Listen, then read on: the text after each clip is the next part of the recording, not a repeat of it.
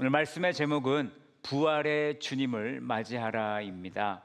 어둠이 채 가시지 않은 주일 새벽에 막달라 마리아와 또 다른 마리아가 예수님의 무덤을 찾아왔습니다.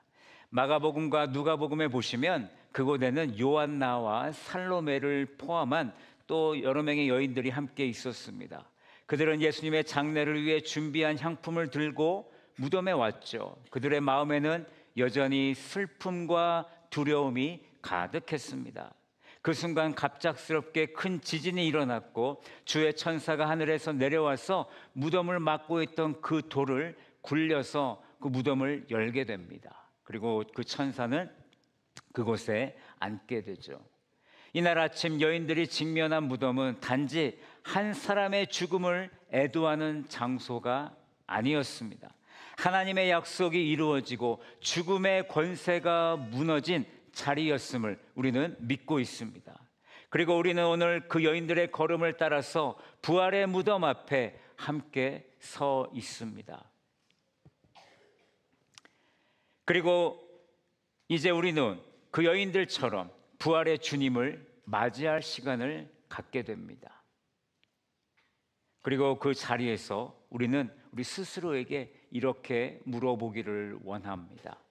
우리는 어떻게 부활의 주님을 맞이할 것인가? 저는 오늘 세 가지 함께 살펴봅니다. 첫 번째, 두려움을 멈추고, 두 번째, 기쁨으로 달려가고, 세 번째, 예수님을 우리는 만나야 됩니다. 첫 번째, 두려움을 멈추시기 바랍니다.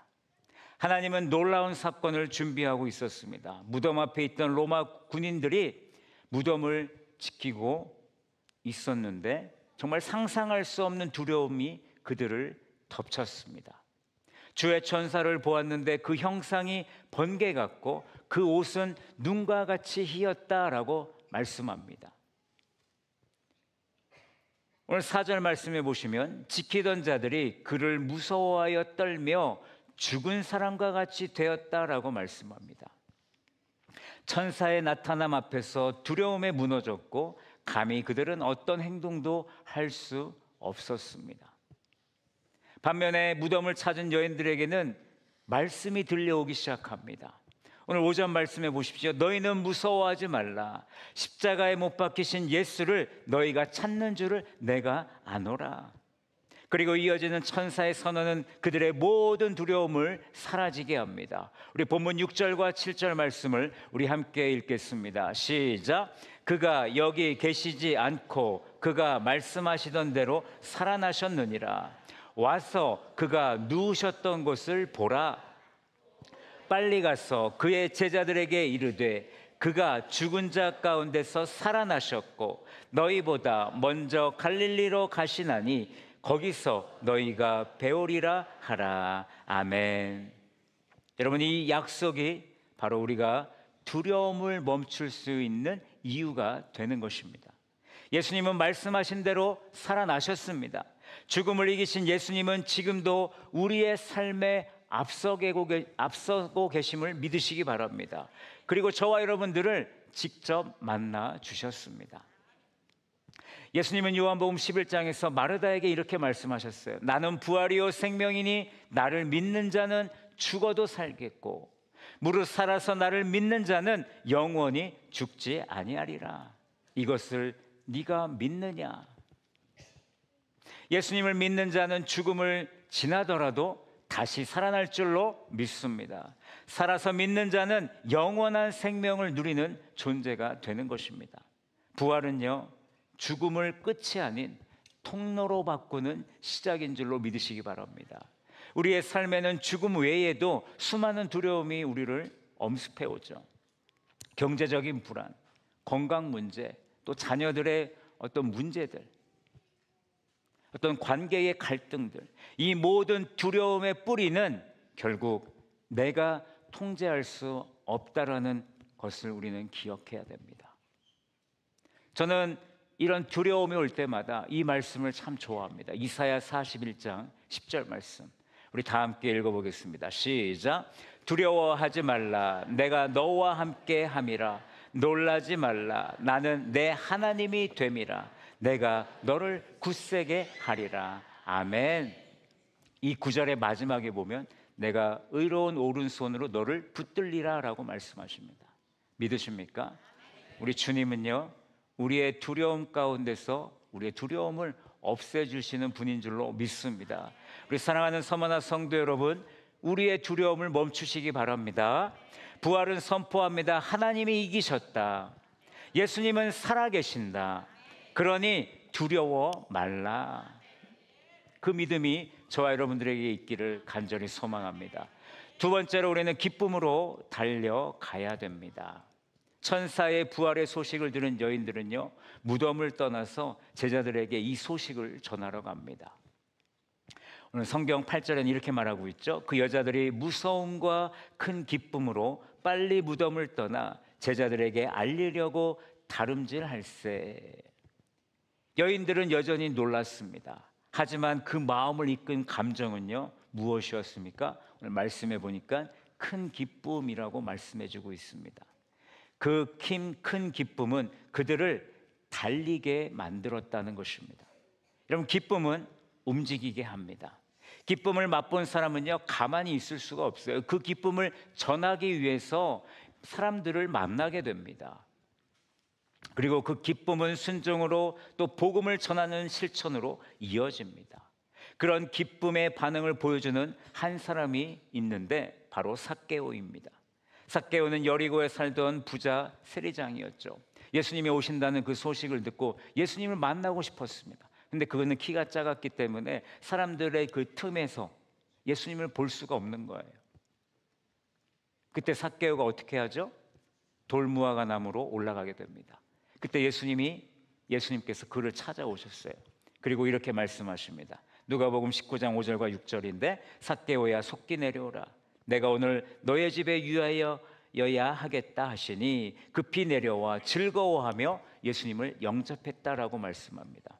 삭개오를 다시 한번 보십시오. 예수님께서 내가 너희 집에 가야겠다라고 했을 때 그는 급히 내려오면서 즐거워하면서 예수님을 영접하고 있습니다. 그리고요, 그 기쁨은 곧바로 결단으로 이어집니다. 어떤 결단을 합니까? 내가 가진 이 모든 재물을 가난한 자들에게 나눠주겠습니다. 그리고 앞으로 내가 혹여나 나의 불법으로 인해서 착취를 하게 되면 4배를 갚겠습니다. 그 말을 들은 예수님께서 그를 향해서 이렇게 선포하십니다. 오늘 구원이 이 집에 이르렀다. 사랑하는 우리 서머나 성도 여러분, 복음의 기쁨은요, 우리를 행동하게 만드는 힘이 있습니다. 삶으로 드러나는 것이 복음의 능력입니다. 혹시 우리는 지금 너무 오랫동안 멈추어져 있는 것은 아닙니까?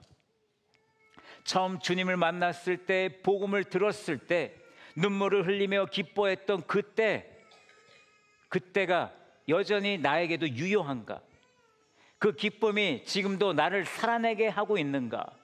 우리의 삶을 돌아보자는 겁니다. 오늘 예수님의 부활은 우리를 말씀을 향해 또 예배를 향해 다시 달리게 만드는 줄로 믿습니다. 그 기쁨이 우리 서머나 성도들의 삶 가운데 흘러 넘치기를 간절히 바랍니다. 그리고 그 기쁨에서 우리들도 여인들처럼 살아계신 예수님을 직접 만나게 되는 계기가 될 줄로 믿습니다. 세 번째, 우리는 예수님을 만나야 됩니다. 여인들이 기쁨으로 달려가는 그 길 위에서 예수님이 직접 그들을 부르셨죠. 여러분, 이 만남은요, 갑작스러운 우연이 아닙니다. 하나님께서 준비하신 은혜의 순간이며 부활의 사실을 나타내는 분명한 장면인 것입니다. 예수님께서 여인들에게 하신 첫 말은 무엇입니까? 평안하냐? 평안하냐? 여러분, 이 인사는요, 두려움으로 흔들리는 그들의 마음을 다독이고 있는 것입니다. 여인들은 그 말씀 앞에 멈춰섭니다. 그리고 예수님의 발을 붙잡고요, 경배하기 시작하는 거예요. 무슨 얘기입니까? 그들의 반응은 예배였다라는 것입니다. 머리로 이해하기보다 마음과 몸으로 주님을 붙드는 반응을 그들이 오늘 보여주고 있습니다.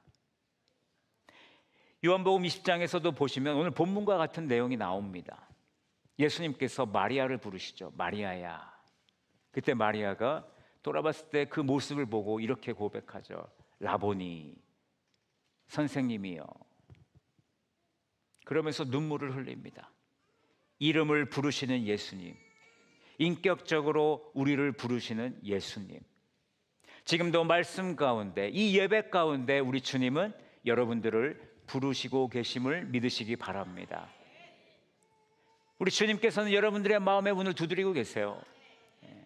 그때 우리는 어떻게 하면 되겠습니까? 우리의 마음의 문을 열고 예수 그리스도를 받아들이면 되는 겁니다. 오늘 우리는 신앙생활을 하고 있습니다. 하지만 내가 정말 예수님을 만났는가? 내가 정말 예수님을 만났는가? 내가 설교는 듣고 있지만 그분의 음성이 들리는가? 예배는 드리지만 내가 그분 앞에 정말로 엎드려서 예배하고 있는가? 여러분, 신앙은 지식이 아닙니다. 머리로 하는 것이 아니에요. 우리의 만남입니다. 하나님과 예수님과 우리의 만남이 신앙인 것입니다. 살아계신 주님을 만나는 서머나 성도들 되시기를 간절히 소망합니다. 주님을 만난 사람은요, 달라질 수밖에 없습니다. 두려움은 사라지고 삶은 예배가 되며 우리는 세상을 향해 보내심을 받은 그 사람으로, 예수님의 제자로 이 삶을 살아가는 것입니다. 오늘도 주님은 우리를 찾아오십니다. 말씀 가운데, 예배 가운데, 우리의 삶의 고난 가운데 그분은 저와 여러분들에게 이렇게 물으십니다. 평안하냐? 그리고 저와 여러분들의 이름을 불러주실 거예요. 그 주님의 음성에 우리는 반응하기를 원합니다. 그분을 만나고 그분을 경배하고 그분을 전할 수 있는 우리 서머나 성도들이 되기를 간절히 바랍니다. 예수님을 만난 사람들은요, 그 자리에 머물지 않습니다.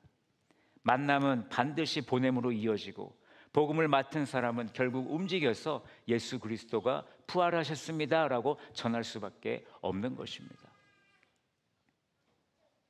오늘 10절에 보십시오. 무서워하지 말라.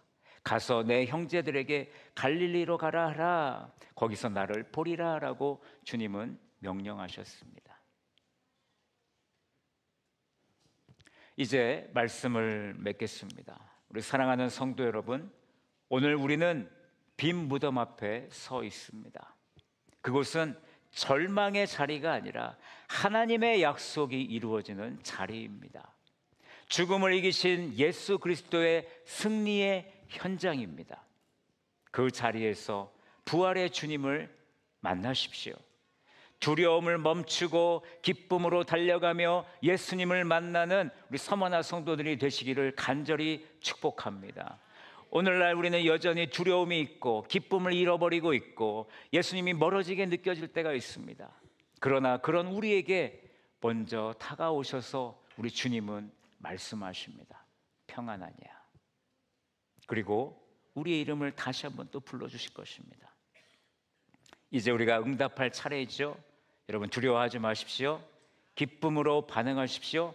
예수님을 받아들이시기 바랍니다. 예수님을 만나시기 바랍니다.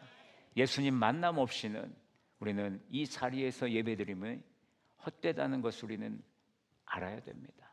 여러분, 이 자리에 왜 오셨습니까?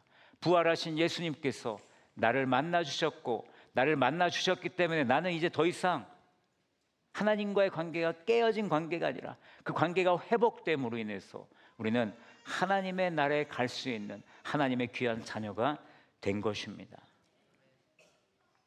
이번 부활주일 부활하신 주님 앞에서 우리가 온전히 서서 그분을 만나고 그분의 음성에 귀를 기울이며 부활의 증인으로 살아가는 우리 서머나 모든 성도들 되시기를 간절히 소망합니다.